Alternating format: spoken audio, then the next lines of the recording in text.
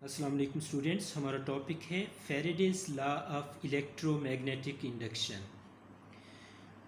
तो ये law induced EMF को फाइंड करने के लिए जनरल फॉर्म देता है।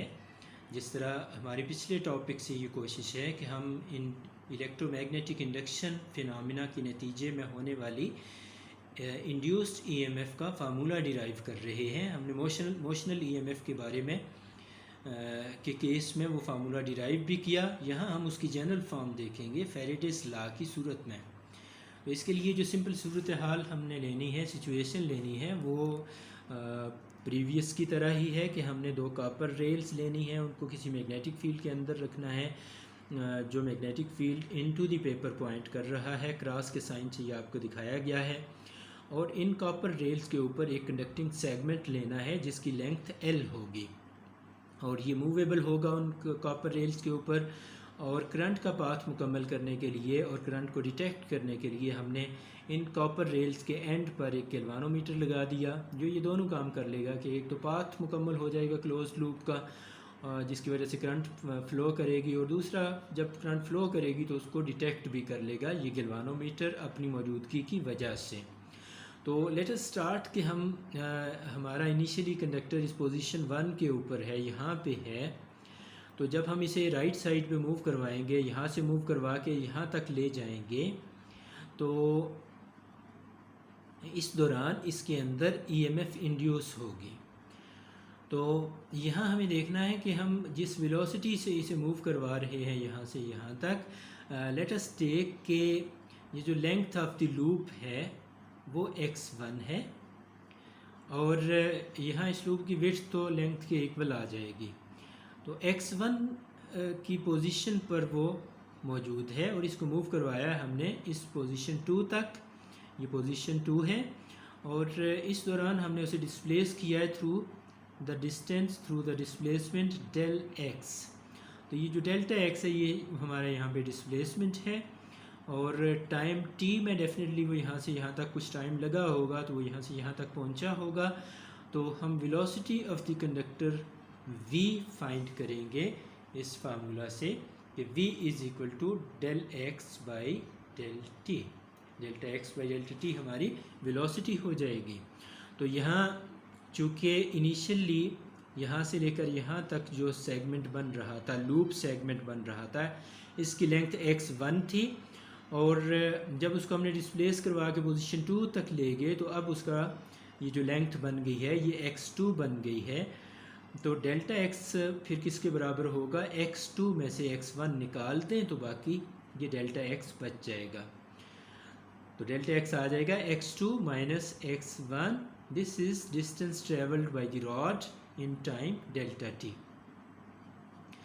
और मोशनल ईएमएफ जो हम डिराइव कर चुके हैं लास्ट आर्टिकल में, वो अगर यहाँ अप्लाई करें तो वो आ जाएगी minus VBL sine of theta.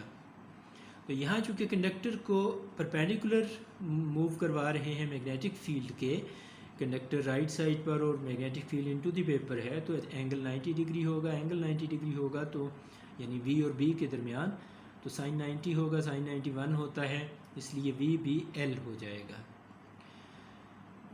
तो यहाँ v की जगह अगर हम अपनी वैल्यू पुट करें जो अभी हमने देखी इस फर्स्ट इक्वेशन में, डेल्टा x बाई टी, तो ये डेल्टा x बाई टी हो जाएगा यहाँ पे। तो यहाँ अगर हम इसको थोड़ा सा रीअरेंज कर लें, b को बाहर निकाल लें, डेल्टा x और l को इकट्ठा कर दें, तो ये एक नई चीज़ बन गई। क्या नई चीज़ बन गई, हमने डेल्टा x उसे मूव करवाया जबकि उसकी विड्थ l है। तो इसका मतलब है कि शुरू में लूप का एरिया इतना था, अब हमने उस लूप का एरिया बढ़ा दिया है और बढ़ा हुआ एरिया इस तरह से हो गया इतना बड़ा। और हमने कितना बढ़ाया है वो अगर देखना है तो वो डेल्टा ए एरिया होगा जो यहाँ शेड एरिया में आपको दिखाया गया है। तो इस शेडिड रीजन का, यानी जितना हमने कंडक्टर को मूव करवाया है मैग्नेटिक फील्ड के अंदर, इसका एरिया देखें तो ये लेंथ इंटू विड्थ होगी। तो एक आमने सामने की ये है, इसको विड्थ कहें या लेंथ कहें, यहाँ पे डेल्टा x हो जाएगी, और दूसरा यहाँ से लेकर यहाँ तक है जो कि कंडक्टर की लेंथ के बराबर है। तो L इंटू डेल्टा एक्स दरअसल वो एरिया है जितना हमने मूव करवाया है मैग्नेटिक फील्ड के अंदर। तो इसकी जगह डेल्टा एक्स इंटू एल की जगह हम डेल्टा ए लिखेंगे, तो यहाँ फिर डेल्टा ए आ जाएगा क्योंकि चेंज इन एरिया आया है, B delta A by delta t, B वहाँ है तो delta A by delta t साथ हो जाएगा।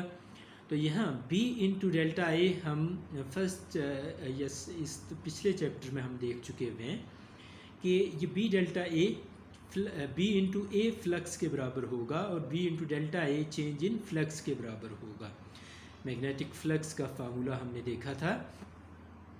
तो यहाँ b into delta A delta phi लिख लेंगे, तो ये डेल्टा फाई बाई टी आ जाएगा। तो यहाँ से फिर EMF इंड्यूस्ड बराबर हो गई negative of rate of change of flux through this loop. तो यहाँ एक लूप है, एक कंडक्टर हमने लिया, तो अगर हमारे पास एक कॉइल हो जिसके नंबर ऑफ टर्न्स n हो तो यही चीज़ फिर यहाँ इस इंड्यूस होने वाली EMF को हम n से मल्टीप्लाई कर देंगे, यानी delta phi by delta t को n से मल्टीप्लाई कर देंगे। तो इस तरह से फैराडेस लॉ की जनरल फॉर्म हमारे पास इस शक्ल में बनेगी कि EMF is equal to the EMF induced in the coil of n loops is equal to the rate of change of flux passing through the coil. This is called Faraday's law of electromagnetic induction। और minus sign यहाँ भी ये indicate कर रहा है कि EMF induce होने का जो भी काज हुआ करेगा, जो भी काज हुआ करेगा, यहाँ हम दो काजेस की अगर बात करें तो हम ये कह सकते हैं कि इंक्रीज़ इन फ्लक्स या डिक्रीज़ इन फ्लक्स। तो अगर EMF का सबब इंक्रीज़ इन फ्लक्स होगा तो ये नेगेटिव साइन ये इंडिकेट करता है कि जब EMF बन जाएगी तो ये उस इंक्रीजिंग फ्लक्स को डिक्रीज़ करने की कोशिश करेगा। इसी तरह से अगर इसका काज डिक्रीज़ इन फ्लक्स हो तो ये नेगेटिव साइन ये इंडिकेट करता है कि EMF अपने काज को यानी डिक्रीजिंग फ्लक्स को अपोज करेगी, यानी उस डिक्रीजिंग फ्लक्स को इंक्रीज़ करने का सबब बनेगी। और इन शॉर्ट इसे कह सकते हैं कि it opposes the change in flux, ये चेंज इन फ्लक्स को अपोज करेगी। Thank you.